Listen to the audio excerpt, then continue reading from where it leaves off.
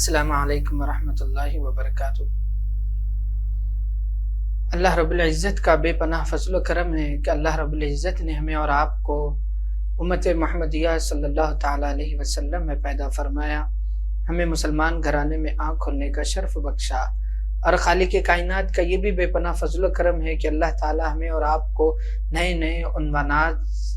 سننے اور سنانے کا موقع فراہم کر رہا ہے۔ میرا آج کا عنوان ہے قربانی کا جانور کیسا ہونا چاہیے۔ یہ حدیث ہے حضور پاک علیہ السلام، مسند احمد اور ابو داود کی یہ حدیث پاک ہے۔ غور سے سنیں جتنے بھی ناظرین ہمارے اس پروگرام میں شامل ہو رہے ہیں، تو یہ متفق علیہ حدیث ہے جو اکثر حبیب پاک علیہ السلام جب بھی قربانی کیا کرتے تھے تو ان کا حضور پاک علیہ السلام کا معمول یہی تھا کہ نبی کریم صلی اللہ علیہ وسلم جب مینڈا قربانی کرتے تو وہ خوبصورت موٹا تازہ ہوتا تھا، خوبصورت موٹا چست تندرست موٹا تازہ ہوتا تھا، جیسا کہ آپ نے 2 سنگوں والے خصوصی مینڈے ذبح کیے، یعنی کہ 2 سنگوں والے مینڈے کو حبیب پاک علیہ السلام ذبح کیا کرتے تھے۔ خوبصورت اور تندرست جانور، ایسا کہ چست تندرست والے جانور کو حبیب پاک علیہ السلام منتخب کیا کرتے تھے۔ آج بھی ہمارا بھی فرض بنتا ہے کہ ہم جب بھی قربانی کا جانور لیں تو اس کو اچھا تندرست جانور کو خریدا جائے، اور جانور خریدتے وقت اس کے کان، اور یہ احتیاط کریں کہ جب بھی آپ قربانی کا جانور خرید رہے ہیں اور پیسوں کی کمی کی وجہ سے، اب جیسے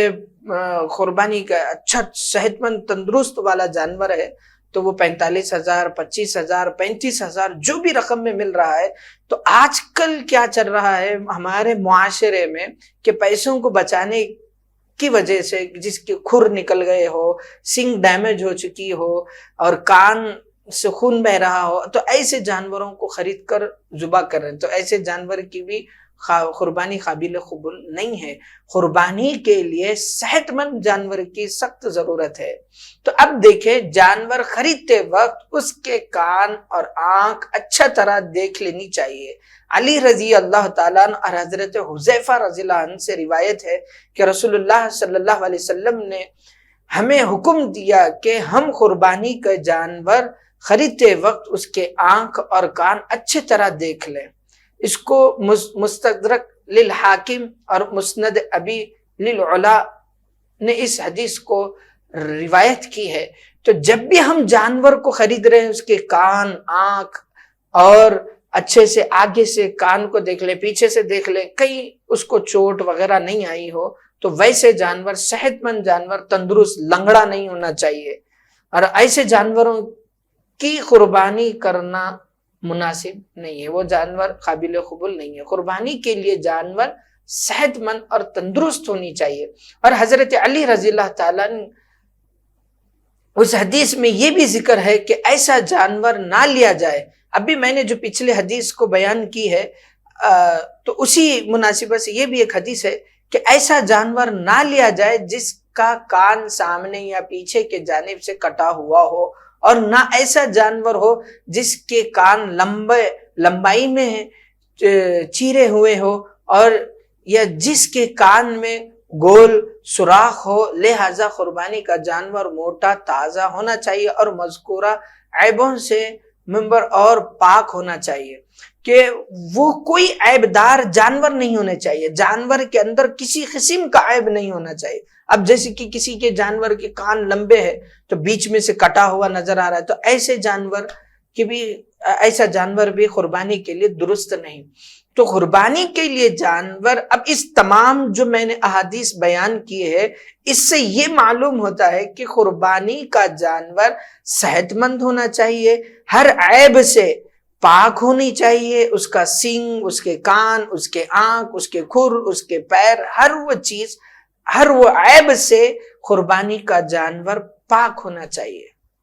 کہ دیکھنے میں وہ جانور صحت مند اور تندرست نظر آنا چاہیے، تو ویسے جانور کی قربانی درست ہے۔ اور ایسا جانور نہیں کہ جس کے کان کٹے ہوئے ہیں ویسے ہیں، اگر پیسوں کی کمی کی وجہ سے ہم جو ہے جانور کے عیب دار والا جانور خرید رہے ہیں تو ویسے جانور کی قربانی قبول نہیں ہوگی۔ تو ہمارے لیے قربانی کے لیے جانور پاک ہونا چاہیے، ہر عیب سے پاک ہونا چاہیے۔ اب دیکھیں کہ یہ تو ہے جانور خرید لیے ہیں، جانور کیسا ہونا چاہیے یہ تو آپ کو معلوم ہو گیا، احادیث کے ذریعے سے معلوم ہوا ہے، اور الحمدللہ سے ہم قربانی کر رہے ہیں تو دل کھول کر اللہ راہ للہ کے لیے اور اللہ کی رضا کے لیے قربانی کی جائے۔ اب قربانی ہونے کے بعد اب تو جانور کی بات ہو چکی ہے کہ جانور کیسا ہونا ہے، قربانی کیسی ہونی چاہیے،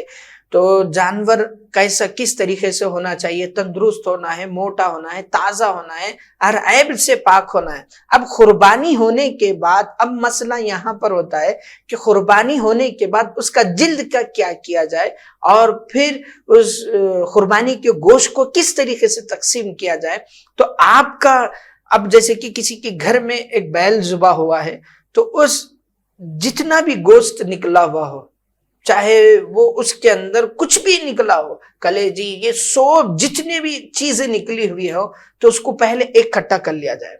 ایک جما لیا جائے ایک جگہ پہ، پھر اس کے بعد میں سب سے پہلے غربا کے لیے نکالے، جو غریب ہے، یتیم ہے، ان لوگوں کو جو غریب ہے، یتیم ہے، آپ کم سے کم لوگوں کو دیں، لیکن دل کھول کر دیا جائے۔ ایسا نہیں کہ ارے میں اس کو گوشت دے رہا ہوں تو ان کو کم پڑے گا، ایسا نہیں۔ غربا آپ کو معلوم ہے وہ کھانے کے لیے محتاج ہے، وہ غریب ہے، وہ یتیم ہے، تو ان کے لیے آپ دل کھول کر دے دیں،